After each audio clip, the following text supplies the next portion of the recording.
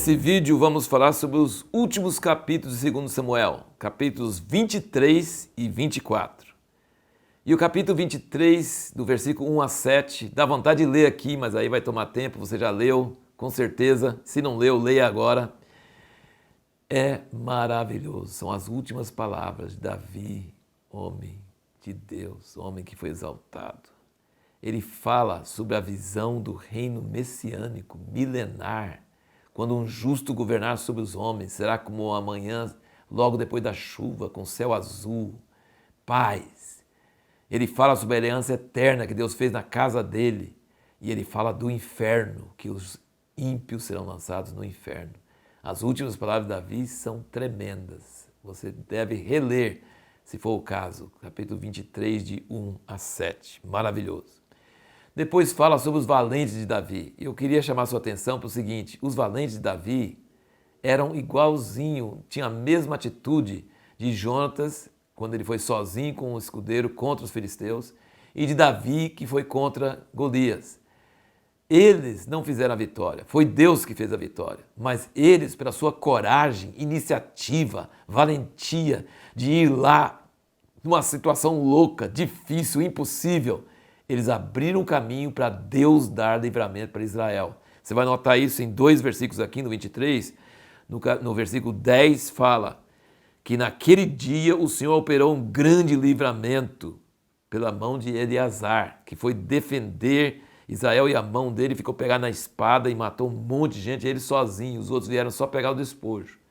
E depois no versículo 12 fala que um tal de Samá, pondo-se no meio daquele terreno, defendeu e matou os filisteus, e o Senhor efetuou um grande livramento. Então eu queria só chamar a sua atenção para isso. Valente, Jonatas, Davi, os valentes de Davi, eles eram valentes porque tinham coragem para arriscar, para ir contra pessoas muito mais fortes e número de inimigos muito maiores, e Deus aproveitava dessa janela para trazer livramento. É Deus que faz a vitória, mas é o homem que tem a valentia, a coragem. E outra coisa que eu quero que você observe é que Davi gerava muita lealdade nos seus homens. Ele era apaixonado por Deus e seus liderados eram apaixonados por ele. Um exemplo é que ele ficou com saudade da água de Belém e os filisteus estavam lá, e 3 dos seus valentes foram sozinhos, só os 3, tirar a água lá e para levar para Davi. Ele nem sabia que eles tinham ido, ele achou louco e não bebeu a água, derramou diante de Deus, falou assim: eu não posso beber a água que é o sangue desses homens que arriscaram a vida.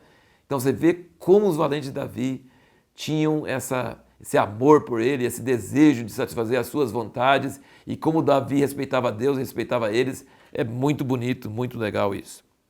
E agora aí nós chegamos no segundo grande pecado de Davi, no capítulo 24. E no capítulo 24, versículo 1 diz: a ira do Senhor tornou a acender-se contra Israel, e o Senhor incitou a Davi contra eles, dizendo: vai, numera Israel e Judá. Esse versículo dá uma série de problemas. Deus queria que Davi pecasse e mandou ele fazer isso, e não explica por que a ira do Senhor se acendeu contra Israel para fazer Davi pecar. Só que aqui é um exemplo muito bom de você notar como você não pode pegar um versículo só e construir uma doutrina, uma verdade em cima dele. Porque você pega a passagem paralela, que é em 1 Crônicas 21, 1 Crônicas 21 vai contar a mesma história, mas olha o que fala. 1 Crônicas 21, versículo 1 diz o seguinte: então Satanás se levantou contra Israel e incitou Davi a numerar Israel. Então uma passagem fala que foi Deus e outra fala que foi Satanás. Qual dos dois que é verdade? Bom, você precisa juntar as coisas. Primeiro, Deus não ia incitar Davi para pecar, certo? E Davi pecou porque ele numerou o povo sem a ordem de Deus. Nunca pode numerar o povo sem Deus ordenar. E isso é proibido. É orgulho, exaltação, querer ser o tal, querer ser grande. Não deve numerar, a não ser que Deus mande numerar. Então é pecado. E o rei cometeu esse pecado. E foi um pecado de Davi. Deus não ia fazer Davi pecar, certo? Aqui está falando que incitou Davi contra eles, mas eu não acredito nisso aí, porque o outro passagem diz que foi Satanás. Olha, Satanás incitou Davi contra Israel e Deus deixou ele incitar contra Israel, porque Deus estava com raiva de Israel por algum motivo, algum pecado nacional, sei lá, não fala. E aí o que Satanás faz? Então Satanás incita ao pecar, Deus pode permitir ou não Satanás fazer as coisas, e Satanás aproveita o quê? Nossa carne. Tinha uma brecha na carne de Davi querendo se orgulhar, se envaidecer. E mais uma vez nós vemos que o profeta chega para Davi e Davi se humilha diante de Deus. Davi é sensível à voz de Deus. Aliás, por exemplo, aqui é um exemplo, ele devia ter seguido o conselho de Joabe. Joabe fala, não conta não, é errado contar, para que contar? São muitos e Deus que multiplica mais ainda. Ele devia ter conseguido o conselho de Joabe, ele não seguiu. Ele fez a palavra dele prevalecer contra Joabe, e a palavra de Joabe era correta. Mas ele não obedeceu Joabe. E Joabe teve que ir obedecer ele e contar ao povo, contra a ordem de Deus. Aí Deus propõe para Davi vários castigos, e aí ele quer cair nas mãos de Deus, não cair nas mãos dos homens. E aí a praga começa a matar as pessoas, e aí Davi fica horrorizado e fala assim, eu que pequei, e esses morrem, me castiga, mas não o povo. E aí Deus ensina para ele o lugar onde devia ir para fazer um sacrifício e para a praga parar, para cessar a peste. Não é vontade de Deus que o homem peque, mas quando ele peca, até nossos pecados, Deus transforma em honra para ele. Isso é um milagre tão grande. Tudo coopera para o bem para aqueles que amam a Deus, até nossos pecados. Veja comigo, pecado de Davi com Batseba. Horrível, sofreu castigo por anos. Mas o segundo filho que nasceu foi Salomão, que construiu o templo, a casa de Deus. Segundo pecado de Davi foi contar ao povo, em vaidade, queria ser grande, queria ser soberbo. E aí ele descobre o lugar onde o templo vai ser edificado, onde Deus responde a oração. Ele compra aquela eira de Ornã e ele compra por um preço até caro, exorbitante. O cara ofereceu para ele, mas ele não quis de graça, ele quis pagar o preço.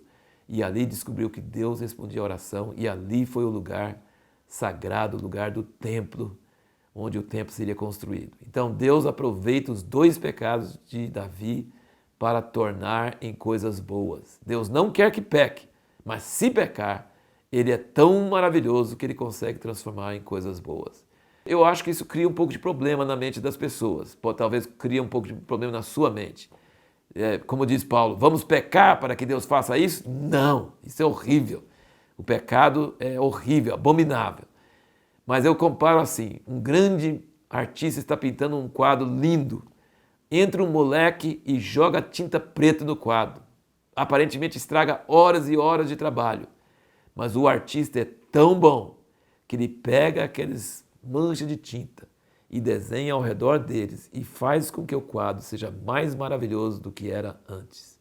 Assim é a história do mundo. Deus criou o homem, não queria que o homem pecasse, o homem pecou, Deus criou uma história maior ainda da redenção, da morte de Jesus, para resolver, para tornar o pecado algo que cria uma coisa maior ainda. O pecado é horrível, mas o amor de Deus é muito maior do que isso. E assim nós terminamos o livro de 2 Samuel, mas a pergunta que nós vamos responder no próximo vídeo, que é o primeiro de 1 Reis, qual o papel do profeta na política?